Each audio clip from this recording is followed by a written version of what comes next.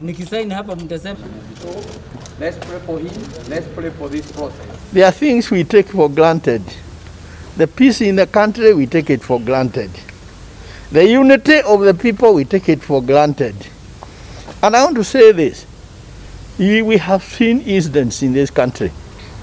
Now, people from this area are in the forefront to try and create peace and the unity of this country. Why? Because our people have suffered in the past. Tafadhali someni. It's online, it's everywhere, you can be able to read and you can be able to take the decision for yourself.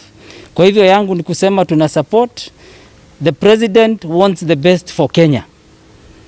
Na ameangalia ndio he shook hands with Raila so that we have that peace.